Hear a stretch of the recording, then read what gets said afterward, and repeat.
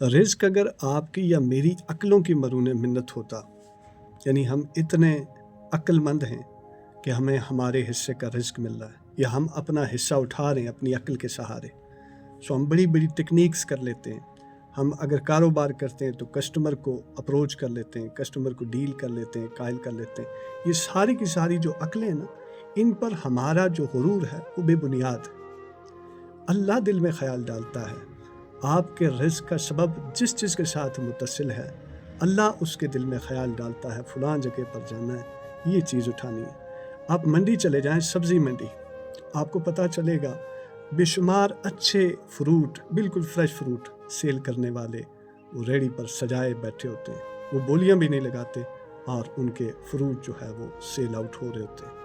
اور کچھ ایسے بھی ہوتے ہیں جن کے پاس گلے سڑے کیلے، گلے سڑے سیب، بالکل پھیکا بد مزہ مال ہوتا ہے. وہ فروٹ بھی شام کو بکا ہوا ہوتا ہے، دیر سے صحیح لیکن وہ بک جاتا ہے. اور کچھ ایسے ہوتے ہیں جنہیں سیل کرنا آتا نہیں، بولنا نہیں آتا، وہ سامنے رکھ کر گونگے بن کر بیٹھے رہتے ہیں. سو اللہ خیال دل میں ڈالتا ہے کسٹمر کے دل میں، فلاں سے فلاں چیز اٹھا لو، فلاں سے فلاں لے لو، فلاں سے فلاں.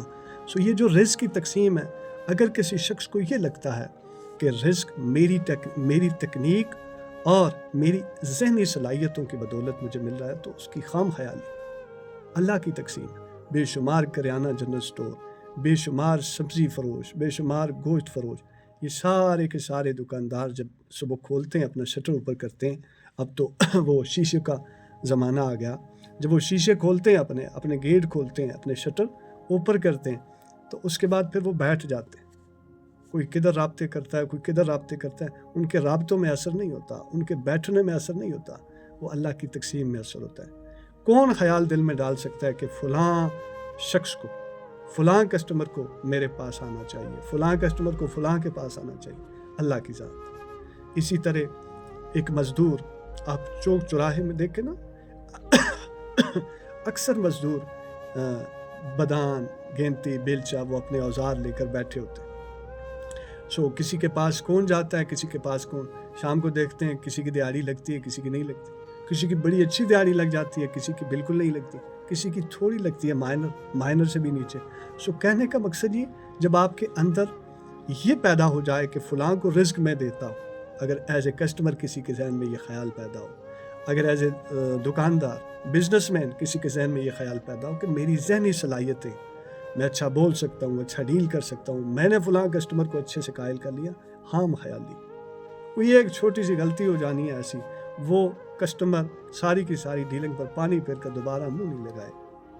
اسی طرح وہ جس کو بولنے کا سلیقہ نہیں ہے، جو بول نہیں سکتا، کوئی ایسی خوبی اس کی دیکھ لینی ہے کسی نے کہ اس سے سارا مال خرید لے. سو یہ ساری تقسیم جو ہے وہ اللہ کی طرف سے. سو اللہ کی ڈیوٹیز، اللہ کے کاموں میں جب آپ اپنی عقل کے گھوڑے دوڑانے کی کوشش کریں گے تو پھر آپ شرک کریں گے، اور اللہ کو شرک پسند نہیں. سب سے بڑا شرک یہ ہے کہ آپ اپنا آپ پیش کریں اس کے سامنے، میں یہ کر سکتا ہوں، میں نے یہ کیا، میں یہ کر سکتا ہوں، میں یہ کروں گا. کچھ بھی نہیں کر سکتے آپ اور میں بے بس ہیں. ہم اور آپ وہی کر سکتے ہیں جو اللہ ہم سے کروائے گا، اس سے باہر کچھ بھی نہیں کر سکتے. یہ ایمان ہونا چاہیے. یہ کائنات نہ ہماری عقلوں کی بدولت چل رہی ہے، نہ کائنات کا نظم ہماری سوچوں کی بدولت، نہ پلاننگ کی بدولت. یہ سب ٹیکنیکس اور معاملات اللہ طے کرتا ہے.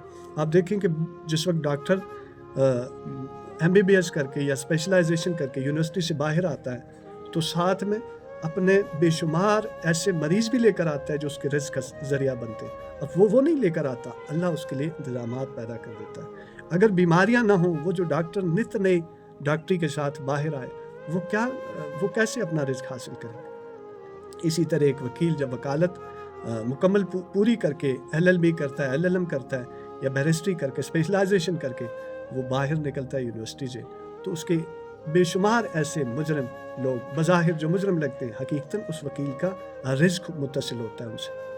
کہنے کا مقصد یہ آپ کا، میرا، آپ کے ذہن کا، میرے ذہن کا کوئی کمال نہیں. یہ ہماری صلاحیتیں نہیں. آپ کی صلاحیتوں پر بھی اگر ہم غور کریں تو کیا یہ صلاحیتیں آپ کی اپنی ہیں یا اللہ کی طرف سے عطا ہے؟ وہاں پر بھی آپ کو تسلیم کرنا پڑے گا کہ آپ کچھ نہیں، یہ سب رب کی عطا ہے.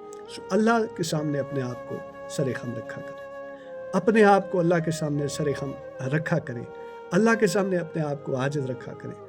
جب آپ اللہ کے سامنے سرنگوں رہیں گے تو اللہ آپ کے معاملات بیلنس طریقے سے لے کر چلے گا.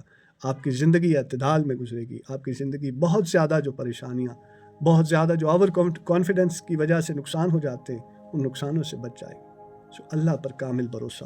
بھلے آپ جو مرضی کر لیں، جتنا مرضی دیواریں پھلانگ لیں، ہونا وہی ہے جو اللہ چاہے. اللہ پر کامل توکل ہونا چاہیے. پریشانیاں زندگی کا حصہ ہیں، مشکلات زندگی کا حصہ ہیں. اللہ آسانیوں کے ساتھ بھی آزماتا ہے، مال کے ساتھ بھی آزماتا ہے، غربت کے ساتھ بھی آزماتا ہے، مشکلات کے ساتھ بھی آزماتا ہے.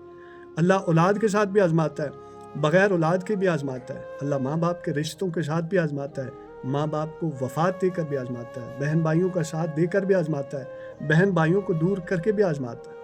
آپ سورہ یوسف پڑھیں تو آپ کو کلیئرلی پتہ چلے گا، پورا نقشہ سامنے آئے گا. باپ سے بیٹا بچھڑ جاتا ہے، اور بیٹا بھی وہ جس پر جان واری ہوتی ہے باپ کی، اور پھر صدیوں بچھڑا رہتا ہے.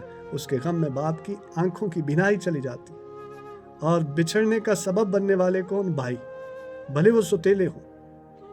لیکن کہنے کا مقصد یہ کہ پھر وہ ویرانوں میں دھکیل دیا جاتا ہے، پھر وہ زمین بوز کر دیا جاتا ہے، اس پانی کے اس کنویں میں ڈال دیا جاتا ہے. اللہ وہاں سے نکال لیتا ہے. پھر وہ جیل کر دیا جاتا ہے، پھر اس کی بولیاں لگتی ہیں، پھر وہ جیل کر دیا جاتا ہے، پھر وہ جیل سے بھی باہر نکلتا ہے. تو یہ پورے کا پورا پیٹرن ہمیں بتاتا ہے کہ انسان بے بس ہے، انسان کچھ نہیں کر سکتا. اس کے ساتھ جو کچھ ہونا ہے وہ اپنی حد کے اندر رہ کر عاجز رہے گا. بس یہی اللہ تقاضا کرتا ہے کہ اللہ کے سامنے سرنگوں رہے. بس جو کچھ اچھا ہو یا برا ہو، اللہ کے سامنے سرنگوں ہو جائے. وہ اللہ کے سامنے رسمی بندگی کو چھوڑ کر، غیر رسمی غیر روایتی بندگی کو چھوڑ کر حقیقی بندگی کے دائرے میں آ کر اپنے آپ کو سرنڈر کر دے. غلط ہو گیا، انسان تھا، ہو گیا، مالک معاف کر دے. اچھا ہوا، مالک میرا کوئی کمال نہیں، سب آپ کا ہے. برا ہو گیا، مالک میرے ساتھ شیطان اور میرا نفس جڑا ہے، یہ ان کی وجہ سے ہو گیا. ملامت میں خود اپنے آپ کو کر رہا ہوں اور سچے دل سے کر رہا ہوں، مجھے معاف کر دیں. بڑے سے بڑے معاملات ہیں. بس اس کے سامنے، اللہ کے سامنے، اپنے خالق کے سامنے، اپنے مالک کے سامنے اکڑنا نہیں، اپنی عقلوں کا بھید نہیں کھولنا. اور جس دن وہ کھولے گا بھید، اس دن آپ اور میں اور ہم سب ناکارہ نظر آئیں گے. اللہ نے ہمیں کاریگر ساتھ بنایا. جتنا ہم کاریگر ہیں، ہمیں اپنی اس کاریگری پر اللہ کا احسان ماننا چاہیے، اللہ کا شکر ادا کرنا چاہیے. ندیم ڈیجیٹل ڈائری دیکھنے کا شکریہ. Thank you. سلامت رہیں.